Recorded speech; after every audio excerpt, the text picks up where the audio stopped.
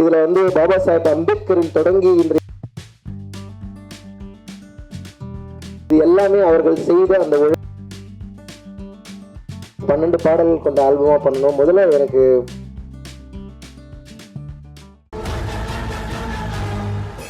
ஜெய் பீம், எல்லாருக்கும் வணக்கம்.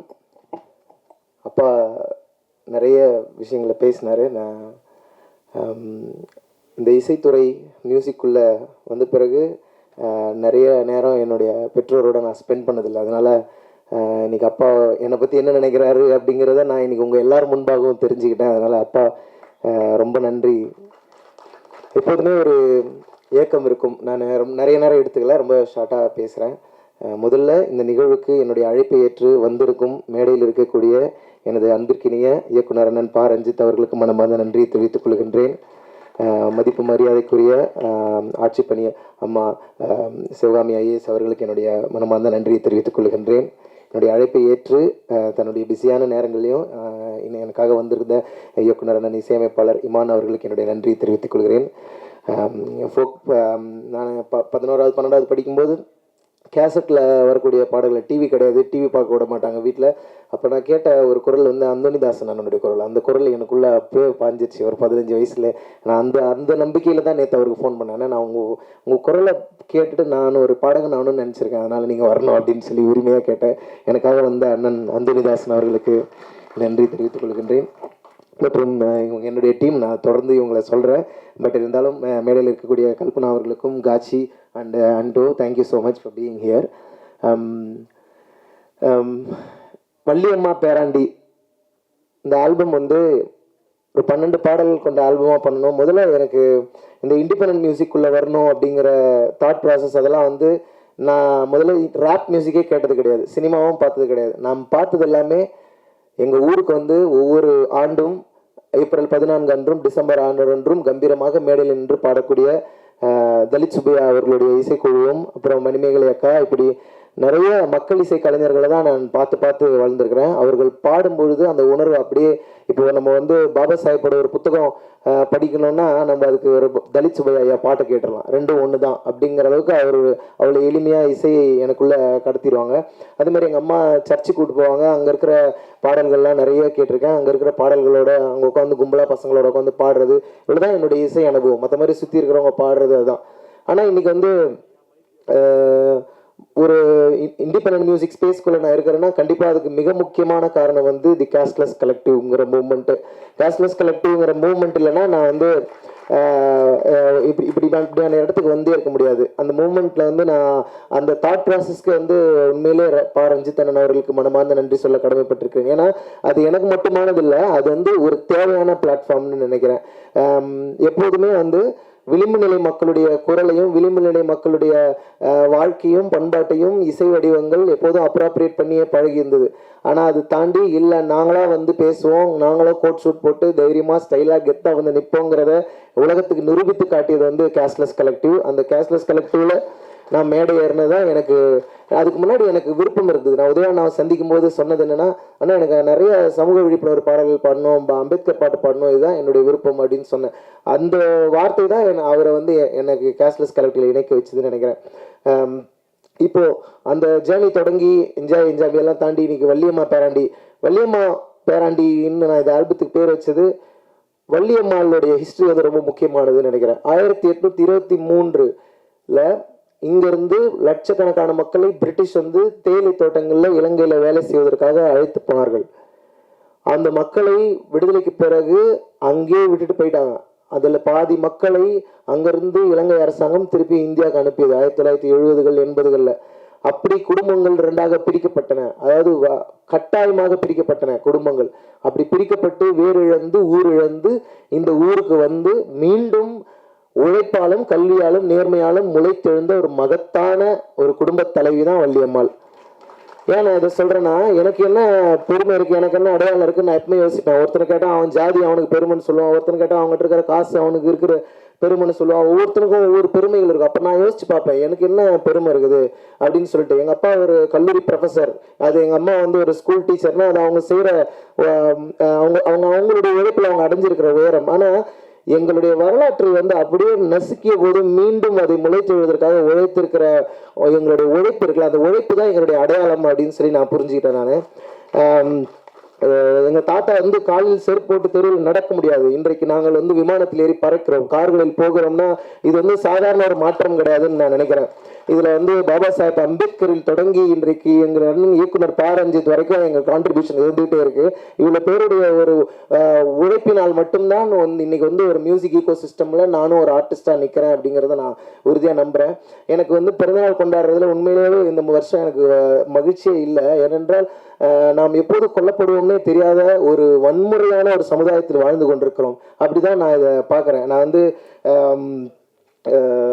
ஒரு ஒரு ஒரு தலித்தா வந்து வாழ்க்கையின் கொண்டாட்டங்களை கூட கொண்டாட முடியல நம்மளால. நமக்கு வந்து என்ன, தினந்தோறும் நீ சாவு செய்தியை கேட்டுனே இருக்க, தினந்தோறும் உன் சார்ந்த உன் நிறத்தில் இருக்கிற நீ சாப்பிட்ற உணவை சாப்பிட்ற உன்ன மாதிரி இருக்கிற யாரோ ஒருத்தர் செத்துக்கிட்டே இருக்காருன்னா நீ எப்படி பர்த்டே கொண்டாடுவ, நீ எப்படி வந்து உனக்கு ஒரு பாட்டு வெளியிட்ட கொண்டாடுவ, உன் மனது எப்படி இருக்கும்? அந்த மனநிலை ரொம்ப ரொம்ப ஆபத்தானது. இந்த சமூகம், சாதிய சமூகம் மீண்டும் மீண்டும் வந்து நம்மளை அப்படியான ஒரு இறுக்கத்திலே வச்சிருக்குன்னு நினைக்கிறேன். அந்த இறுக்கம் தான் என்னை போட்டு உறுத்திக்கிட்டே இருக்கும். ஆமண்ணனுடைய மறைவு வந்து என்னை உண்மையாகவே என்னால் இது வரைக்கும் ஏற்றுக்கவே முடியல. ஏனென்றால் தலித் சமூகத்தில் இத்தனை இளைஞர்களை வந்து ஒவ்வொரு வாரமும் ஒவ்வொரு நாளும் நம்ம கேள்விப்பட்டே இருக்கோம், கொலை செய்கிறார்கள், சாதி ஆணவ படுகொலை செய்கிறார்கள். எதிர்க்க உட்கார்ந்துட்டா, நின்றுட்டா, நடந்துட்டா, படிச்சுட்டா எல்லாமே பிரச்சனையாக இருக்கும்போது மியூசிக்கெல்லாம் எங்கேயோ இருக்குது. ஆக்சுவலி தெருவில் நடக்கிறது, எதிர்க்க அவன் முன்னாடி நடந்து போகிறது, இப்படியான பேசிக் விஷயங்கள்லேயே நம்மளை வந்து அரெஸ்ட் பண்ணி வச்சுட்டு இந்த இசை, இந்த ஆட்டம் பாட்டம் கொண்டாட்டம் இது எல்லாத்தையுமே வந்து மேட்டுக்குடிகள் தங்களானதாக ஆக்கி கொண்டதனுடைய விளைவாக தான் இன்னைக்கு வந்து நான் எத்தனையோ முன்னோர்களுடைய கனவு இது. ஒரு தலித் சுப்பையா வந்து ஒரு பாப் மார்லியா ஐயாவா மாறி இருக்கலாம், ஒரு பாவலர் முகில் வந்து ஒரு மைக்கேல் ஜாக்சனா மாறி இருக்கலாம். ஏன்னா இந்த சாதிய சமூகம் தான் இந்த மண்ணின் கலைஞர்களை மீண்டும் மீண்டும் அடியிலே வச்சிருக்கு. ஆனால் அவர்களுடைய வாழ்க்கையில் தான்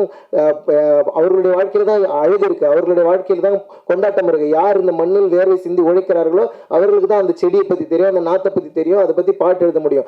ஆனா அந்த கலை வடிவங்களை எப்படி அவர்கள் நிலங்களை பிடுங்கிக்கிட்டாங்களோ அதே மாதிரி அவர்களுடைய கலைகளையும் பிடுங்கி கொண்டார்கள். இப்படியான ஒரு சூழலை தான் நாம் இருந்து இருக்கிறோம். அதனால எனக்கு அடையாளமாக இருக்கக்கூடிய வள்ளியம்மாளனுடைய வரலாற்றை பாதுகாக்கணும் அப்படின்னு எனக்கு தோணுச்சு. அதை வந்து எங்கள் பாட்டி பள்ளிக்கூடம் போல, ஆனால் நான் வந்து காலேஜுக்கு போயிருக்கிறேன், பல நாடுகளுக்கு போயிருக்கிறேன், விமானங்களில் போகிறேன்னா இது எல்லாமே அவர்கள் செய்த அந்த உழைப்பின் வேர்களின் தியாகங்களைத்தான். அதுக்காக தான் நான் நன்றி செலுத்த வேண்டும்னா இந்த ஆல்பமுக்கு வந்து வள்ளியம்மா பேராண்டி அப்படின்னு பேர் வச்சேன். கண்டிப்பாக வந்து இது எல்லாருக்கும் ஒரு உணர்த்துதலை கொடுக்கும் அப்படின்ற ஒரு பெரிய நம்பிக்கை எனக்கு இருக்குது. இந்த ஆல்பம் வந்து ஒரு 2 வருஷம் கிட்டத்தட்ட எடுத்தேன் இந்த ஆல்பம் பண்ணி முடிக்கிறதுக்கு. குவாசி மோட் அப்படின்னு ஒரு மியூசிக் ப்ரொடியூசர், நான் என்னோட டீமை பற்றி ஷார்ட்டாக சொல்லிடுறேன். குவாசி மோட்னு ஒரு மியூசிக் ப்ரொடியூசர், அவர் லண்டனில் இருக்கார். இந்த ஆல்பமில் 8 பாடல்கள் எனக்காக அவர் பண்ணி கொடுத்துருக்காரு. ஒரு பலத்த கைத்தட்டல் கொடுத்தீங்கன்னா அவங்கள வந்து உண்மையில அண்ட் ஆண்டோ பிராங்க்லின் இங்கே இருக்கார். 2 பாடல்கள் எனக்காக இந்த ஆல்பத்தில் அவர் பண்ணி கொடுத்துருக்காரு. அண்ட் காட்சி ஆஃப்ரிக்காவிலேருந்து நமக்காக இங்கே இந்த நிகழ்வுக்காக வந்திருக்காரு. ஸோ இவங்க 2 பேரும் ஈச் 2, ஸோ டோட்டலி 12 சாங்ஸ் பண்ணியிருக்கிறோம்.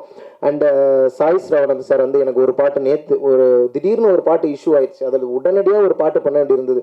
அதை பண்ணும்போது உடனடியாக எனக்கு மிக்ஸ் பண்ணி கொடுங்க சார்னு கேட்டேன். சாய் ஸ்ரவணன் சார் அவர் வந்து எனக்காக ஒரு பாடல் மிக்ஸ் பண்ணி கொடுத்தாரு. மீதி 11 பாடல்கள் டயர் தாம்சன் சொல்லி லண்டனில் ஒரு கிராமி வின்னிங் இன்ஜினியர் அவர் மிக்ஸ் பண்ணி கொடுத்தாரு. ஸோ அவருக்கும் என்னுடைய நன்றியை தெரிவிச்சுக்கிறேன். மற்றும் கல்பனா அம்பேத்கர் இந்த தொடாத மியூசிக் வீடியோ எடுத்து கொடுத்தாங்க. எனக்கு என்னென்னா கல்பனா வந்து இந்த பாட்டை சரியாக புரிஞ்சுக்குவாங்க. கல்பனாவுக்கு எப்போதுமே இந்த சமூகத்தின் மீது ஒரு கோபமும் இருக்குது, ஒரு பேரன்பும் இருக்குது. அதை நான் பார்த்துட்டே இருப்பேன். சரி கண்டிப்பாக இவங்க இதை ஹேண்டில் பண்ணிவிடுவாங்கன்ற ஒரு நம்பிக்கை வந்து எனக்கு வந்ததுனால நான் அவங்ககிட்ட கொடுத்தேன். கண்டிப்பாக இந்த பாடல் வந்து எனக்கு ரொம்ப பிடிச்சிருக்கு, கண்டிப்பாக இது மக்களுக்கும் பிடிக்கும் அப்படின்னு நான் நம்புகிறேன். இந்த ஆல்பம் நேற்று நைட்டே ரிலீஸ் ஆயிடுச்சு, நீங்கள் கேளுங்க. 12 பாடல்கள் கொண்ட வள்ளியம்மா பேராண்டிங்கிற இந்த ஆல்பம் எல்லா மாதிரியான மூட்ஸும் இதில் இருக்கும். ஒரு ஜாலியான பாட்டு, எமோஷ்னலானது, லவ் சாங் எல்லாம். ஏன்னா நம்முடைய முழு உணர்வுகளை நம்ம வெளிப்படுத்த முடியாத மனிதர்களாகவே இருக்கும். அப்போ அறிவு அப்படின்னா நீ எப்போ கருத்து சொல்ல போகிற, நான் கேட்குறேன், நான் ஏன் கருத்து சொல்லணும், ஏன்னா சந்தோஷமாக இருக்கக்கூடாதா நமக்கு? அப்போ வாழ்க்கையினுடைய மற்ற ரூம்ஸ் எல்லாம் நம்மளால் போகவே முடியாத ஒரு உளவியல் ரீதியான சிக்கல்களுக்குள்ளே தான் நான் இருந்ததாக நான் உணர்றேன். அதனால் என்னைய நானே உடச்சிக்கிட்டது தான் வள்ளியம்மா பேராண்டி. ஸோ அதில் இது சரி இருந்தாலும் தவறு இருந்தாலும் ரஞ்சித் அண்ணன் சொன்ன மாதிரி நான் அதை கற்றுக்கிறதுக்காக தயாராக இருக்கிறேன். உங்களுடைய கருத்துக்களுக்காக நான் காத்திருக்கிறேன். மற்றும் என்னுடைய அம்மா அப்பா, என்னுடைய குடும்பத்தினர், இவங்களுடைய இந்த உலகத்திலேருந்து தான் நான் வரேன். இவர்கள் யாருக்குமே கிடைக்காத ஒரு வாய்ப்பு எனக்கு கிடைச்சிருக்கு. அப்போ நான் யார்? நான் என் முன்னோர்களின் கனவு. I am the wildest dream of my ancestors. என்னுடைய முன்னோர்கள் எப்போதும் இயங்கிக் கொண்டிருந்திருப்பார்கள். நான் ஒரு கலைஞனாக வேண்டும், பாடகனாக வேண்டும், நான் என்னுடைய குரல் உலகம் முழுவதும் கேட்கணும்னு கனவு கண்டிருப்பாங்கன்னு நினைக்கிறேன். அதனுடைய ஒரு தாக்கமாக நான் இந்த இடத்துல நிற்கலாம்னு நினைக்கிறேன். அதனால அந்த வடிவத்தில் என்னை இன்ஸ்பயர் பண்ண பாவலர் தலித் சுப்பையா ஐயாவிலிருந்து, பாவலர் முகில் ஐயாவிலிருந்து, இன்குலாப் ஐயா, கே குணசேகரன் ஐயா, இவர்கள் வரிசையில் மக்கள் இசைக்காக கிராமந்தோறும் ஓடி ஓடி பாடி பாடி என் போன்ற கிராமங்களிலிருந்து எளிய குடும்பங்களிலிருந்து வரக்கூடிய கலைஞர்களுக்கு நம்பிக்கை தந்த அத்தனை வேர்களுக்கும் என் நெஞ்சார்ந்த நன்றியை நான் இந்த இடத்துல தெரிவித்துக் கொள்கின்றேன். நம்ம வந்து இந்த ஹிப்ஹாப் மியூசிக்னு சொல்கிறோம், பாப் மியூசிக்னு சொல்கிறோம், இது எல்லாமே இந்த மண்ணின் இசை தான். ஆக்சுவலி இந்த எப்படி கருப்பின மக்களுடைய இசை வந்து ஹிப்ஹாப் இசை அவர்களுடைய விடுதலைக்காக அவர்கள் பயன்படுத்தி கொண்டது. அதே போல இந்த இந்திய சூழல்ல, தமிழ் சூழல்ல நம்முடைய விடுதலைக்காக நாம் கையில் எடுக்க வேண்டிய இசை வந்து ஃபோக் மியூசிக்னு நினைக்கிறேன். அந்த ஃபோக் மியூசிக்ல தான் பல உண்மைகள் ஒளிஞ்சிருக்கு. இந்த சமூகத்தை பற்றிய அத்தனை படிப்பினைகளும் அங்கே ஒளிஞ்சிருக்கு. இயற்கையை எப்படி பாதுகாக்க வேண்டும், மனிதனை மனிதன் சமமாக நடத்தி கொள்ள வேண்டும், இப்படி அற்புதமான வாழ்வியல் கோட்பாடுகளோடு பொருளாதார ரீதியாக பின்தங்கி இருந்தாலும், ஆண்டாண்டு காலமாக வஞ்சிக்கப்பட்டிருந்தாலும், யாரையும் சுரண்டாது யாரையும் வஞ்சிக்காது வாழ்ந்து கொண்டிருக்கிற ஒரு மகத்தான பண்பாட்டுக்கு சொந்தக்காரர்கள் நாம் அப்படிங்கிறத நான் புரிஞ்சுக்கிட்ட இடத்துல இருந்து தான் இந்த வள்ளியம்மா பேரண்டின்ற ஆல்பத்தை பண்ணியிருக்கேன். கண்டிப்பாக இது உங்கள் எல்லாருடைய கொண்டாட்டத்துக்கும் காரணமாக இந்த ஆல்பம் இருக்கும்னு நான் நம்புகிறேன். எனக்கு அதுக்கப்புறம் எனக்கு ஒரு மியூசிக் பேண்ட் உருவாக்கணும்னு தோணுச்சு. கேஷ்லெஸ் கலெக்டிவ்ல இருந்து அதன் பிறகு நான் ஓகே நம்மளும் ஒரு ஜாலியான ஒரு பேண்ட் ஆரம்பிக்கலாம், ஒரு ஆல்பம் பண்ணலான்னு சொல்லிட்டு நான் பாலச்சந்தர் சரத்தெல்லாம் சேர்ந்து ஒரு மியூசிக் பேண்ட் உருவாக்கணும். அவர்களோடு தொடர்ந்து பயணம் பண்ணிட்டு இருக்கேன். அடுத்து என்னுடைய பேண்டோடைய ஆல்பத்தை நான் ரிலீஸ் பண்ணலான்னு இருக்கோம். இது நாம் தனியாக ஒரு ஹிப்ஹாப் ஆல்பம் பண்ணணும் அப்படின்னு சொல்லி முயற்சி பண்ணது. இந்த இண்டிபெண்ட் மியூசிக் ஸ்பேஸ்க்குள்ளே அவ்வளோ ஈஸியாக நம்மளை வந்து வரவே விட மாட்டேங்கிறாங்க. என்னன்னா இங்கே ஒரு பாட்டு, ஒரு ஒப்பாரி பாட்டு உருவாகுதுன்னா அந்த ஒப்பாரி பாட்டு வந்து 2000 வருஷம் தாண்டி வந்திருக்கும், 1000 வருஷங்கள் தாண்டி வந்திருக்கும். அது பேர் ஓரல் லிட்ரேச்சர், அது வாய்மொழி இலக்கியம். அதுக்கு கம்போசர் யாருன்னா ஏதோ ஒரு ஆயாவா, ஏதோ ஒரு ஊரில் திண்ணில் உட்காந்து இருக்கிற ஒரு ஆயாவா தான் இருப்பாங்க. அவர்களிடமிருந்து அது வருகிறது. அது வந்து கொஞ்சம் கொஞ்சமாக கசிந்து வரலாற்றில் ஒவ்வொரு கை மாறி அது கடைசியாக ஒரு சினிமாவுக்கோ ஒரு பெரிய இடத்துக்கோ வருகிறது. ஆனால் அந்த பெரிய இடத்துக்கு வரும்போது அது எங்கேருந்து வந்ததுன்னு சொல்லப்படுவதில்லை. அது அந்த மேடைக்கு வந்த பிறகு அது வெறும் வியாபார பொருளாயிடுது. அந்த மக்களுடைய பண்பாடு, அவங்க ஏன் அதை உருவாக்கியிருப்பாங்க, அந்த கதை என்ன அப்படிங்கிறத பற்றி பேச விடுறதில்லை. ஆனால் இது ரொம்ப ஆபத்தான போக்குன்னு நான் பார்க்குறேன். அது எப்படின்னா ஆண்டாண்டு காலமாக சாதி எப்படி இங்கே இருக்கிறவங்க உழைப்பை மட்டும் வாங்கின்னு அந்த மனிதர்களை புறந்தள்ளி வச்சதோ, அதே மாதிரி இந்த இசையும் பண்பாடும் அந்த எளிய மக்களுடைய வாழ்வியல் விழுமியங்களை பிடுங்கி கொண்டு அந்த மனிதர்களை புறந்தள்ளுகிற வேலையை செய்கிறது. அதை கட்டுடைக்க வேண்டிய பொறுப்பு நம்ம எல்லாருக்கும் இருக்குன்னு நான் நினைக்கிறேன். ஏனென்றால் நம்முடைய கலையை, பண்பாட்டை, வேர்களை நாம் பாதுகாக்கவில்லைன்னா வேறற்ற மனிதர்கள் ஆயிடுவோம். நாம் வேறற்ற மனிதர்களானால் எளிதில் வெட்டி வீழ்த்தப்படுவோம். இது வந்து எனக்கே இந்த அனுபவம் இருந்தது. நான் என்ஜாய் பாட்டு பண்ணப்போ நான் பேசணும்னு நினைச்சது தான் எனக்கு பிரச்சனையா மாறிச்சு. நான் பேசணும்னு நினைச்சது ஆமாம் எங்கள் ஆயா கிட்டேருந்து நான் இதை வாங்கினேன். அப்போ சொன்னாங்க, உங்கள் ஆயாவை பற்றி பாட்டு பண்ணுறதுக்கு தான் நாங்கள் வந்திருக்கோம். ஆமாம், எங்கள் ஆயாவை பற்றி பாட்டு பண்ண தான் நான் வந்திருக்கேன். ஏன்னா எங்கள் ஆயாக்கள், எங்கள் தாத்தாக்கள் ஆண்டாண்டு காலமாக அடிமைகளாக இந்த மண்ணில் இருந்தவர்கள். அவர்களின் ரத்தத்திலும் வேரையிலும் முளைத்து விடுதலை பெற்ற பறவைகளாக நாங்கள் இன்றைக்கு கலைஞர்களாக மேடையில் ஏறி நிற்கிறோம். அதனால் அதை பற்றி நான் பேசாமல் வேறு எதை பற்றி நான் பேசுவது? நான் பேசுவதற்கு வேற என்ன இருக்கிறது? ஏன்னா நான் கற்றுக்கொள்ள தயாராக இருக்கிறேன். ஆனால் யாரையும் ஏமாற்றவோ சுரண்டவோ அதை நான் யோசிப்பேன். எவ்வளவு சுரண்டினாலும் எவ்வளவு ஒடுக்கப்பட்டாலும் நம்மக்கிட்ட ஒரு அறம் இருந்துகிட்டே இருக்குது. அந்த அறத்தை எனக்கு கற்றுத்தந்தவர் வள்ளியம்மா, பாட்டி, எங்கள் அம்மா, இவர்கள் எல்லாம். எங்கள் பாட்டி வந்து ஒரு நாள் எங்கள் ஸ்கூலில் வந்து ஒரு நாள் இப்படி சொல்லிட்டாங்க, உனக்கு படிப்பே வராது, அந்த ஜாதியில் பிறந்தா தான் படிப்பு வரும், உனக்கு வராது அப்படின்னு சொல்லிட்டாங்க. எனக்கு தாங்கவே முடியல. நான் பயங்கரமாக அழுதுட்டேன். ஏன் அப்படி சொன்னாங்க, ஏன் என் கூட இருந்த பையன்கிட்ட கேட்டேன், ஏன் இந்த ஜாதிக்கு வந்து படிப்பு வராதுன்னு சொன்னாங்க அப்படின்னு சொல்லி கேட்டேன். அவனும் ஒரு மாதிரி எமோஷனல் ஆகிடும். ஆனால் எங்கள் அம்மா கிட்ட வந்து சொன்னேன், நான் ஒரு நாள் லஞ்ச் சாப்பிட்னு இருக்கேன் எங்கள் வீட்டில். எங்கள் அம்மா வந்து ஸ்கூலுக்குள்ளே வந்து அந்த கதவை திறந்து நேராக உள்ளே வந்து அந்த கரஸ்பாண்ட் முன்னாடி என்ன, யாரை பார்த்து அப்படி சொன்னாங்க, யார் தெரியுமா அப்படின்னு சொல்லி எங்கள் பாட்டி அவரை எதிர்த்து கேள்வி கேட்டாங்க. இப்போ சொன்னால் அவங்க அப்பா வாத்தியாரியா, அவங்க அம்மா டீச்சரியா, நான் எவ்வளோ கஷ்டப்பட்டு நாங்கள் படிக்க வைக்கிறோம், எங்கள் பிள்ளை எத்தனை வந்து எங்கள் குடும்பத்துலேருந்து ஒரே பிள்ளை எத்தனை வந்து இவ்வளோ தூரம் நாங்கள் படிக்க வைக்கிறோம், நீ யார் சொல்கிறதுக்குன்னு எங்கள் பாட்டி எதிர்த்து கேட்ட அந்த வீரம் இருக்கு இல்லையா, அந்த வீரம் வந்து எனக்கு வரணும்னு நான் எத்தனையோ முறை வேண்டிக்கிறேன் ஆக்சுவலி. ஏன்னா அப்படியான ஒரு அழுத்தம் நிறைந்த ஒரு பயங்கர கெத்தான அந்த மொமெண்ட் என் கண்ணு முன்னாடி இருக்கு. அப்பப்போ நான் அதை யோசிச்சுப்பேன். அவர்கள் யாருக்கும் பயப்படாதவர்கள், யாரை கண்டும் எதை கண்டும் பயப்படாதவர்கள். அந்த பயமில்லாத ஒரு தன்மையை நானும் வளர்த்து கொள்ளவும் இன்னும் நிறைய பாடல்களை என்னோட நண்பர்களோட சேர்ந்து நான் பாடவும் விரும்புகிறேன். அண்ட் இந்த ஆல்பமில் என் கூட கொலாபரேட் பண்ணியிருக்கிற ரஷ்மித் கவுர் ஒரு ஆர்டிஸ்ட் கொலாபரேட் பண்ணியிருக்காங்க. அண்ட் பாலச்சந்தர், செல்லமுத்து இவர்கள் சில பாடல்களை என்னோடு சேர்ந்து பாடியிருக்காங்க. என்னுடைய பாடிய இசைத்த அத்தனை கலைஞர்களுக்கும் நான் மனமார்ந்த நன்றி தெரிவித்துக் கொள்கின்றேன். கலை மக்களுக்கானது. நான் சின்ன வயசுலேருந்து அம்பேத்கரிய பாடல்களை கேட்டு வளர்ந்துருக்கேன். ஆனால் உண்மையாகவே அம்பேத்கரிய பாடல்களுக்கு ஒரு பெரிய மேடை அமைத்து கொடுத்த நீலம் பண்பாட்டு மையத்திற்கும் இயக்குனர் ப. ரஞ்சித் அண்ணன் அவர்களுக்கும். ஏனென்றால் அது இயற்கை, அவ்வளோதான். நான் பேசுவது அரசியல் கிடையாது. நான் அப்படிதான் நினைக்கிறேன். நீ இயற்கையோடு பொருந்தி இருக்கிற ஒரு வாழ்க்கை தான் நமக்கு தேவையானது.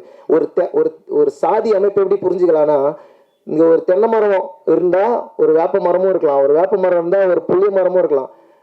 எல்லா இடத்துலையும் தென்னை மரமாகவே இருந்தால் இந்த உலகம் எப்படி இருக்கும்? எல்லா இடத்துலையும் வேப்ப மரமாக இருந்தால் இந்த உலகம் எப்படி இருக்கும்?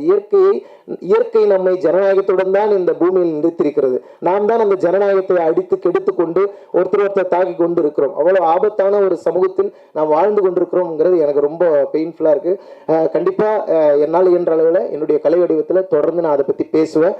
இந்த ஆல்பம் முழுக்க அதை பற்றி பேசலை. இது ஒரு கமர்ஷியல் ஆல்பமாக இருந்தாலும் என்னுடைய உள்நோக்கத்தை இந்த ஆல்பம் கண்டிப்பாக உங்ககிட்ட கொண்டு வந்து கடத்துன்ற நம்பிக்கையோடு நான் ஏதாவது விடுபட்டிருந்தேன் நான் மன்னிச்சுக்கோங்க. அண்ட் சோனி மியூசிக் ரொம்ப நன்றி சொல்ல கடமைப்பட்டிருக்கேன். நிறைய பேருக்கு இந்த ஆல்பம் நான் போட்டு காமிச்சேன். ஆனால் சோனி மியூசிக் வந்து என்ன எப்பவுமே நான் ஒரு விஷயம் யோசிப்பேன். அவங்க என்னை ட்ரீட் பண்ணுறதுலேருந்து தான் நான் அவங்கள வந்து ஃப்ரெண்டாகவே தொடங்குவேன். அவங்க என்ன சொல்கிறாங்க, நம்பிக்கை கொடுக்குறாங்க, வார்த்தை அதெல்லாம் கிடையாது. அவங்க என்கிட்ட பழகிற விதம் தான் எனக்கு ரொம்ப முக்கியமாக படும். என்னை ரொம்ப அன்போடவும் கனிவோடவும் என்னோடு உரையாடி இந்த ப்ராஜெக்டை இப்போ ஒரு லான்ச் வரைக்கும் கொண்டு வந்து சேர்த்திருக்கிற சோனி மியூசிக் சவுத்துக்கு என்னுடைய மனமார்ந்த நன்றிகளை தெரிவித்துக் கொள்கின்றேன்.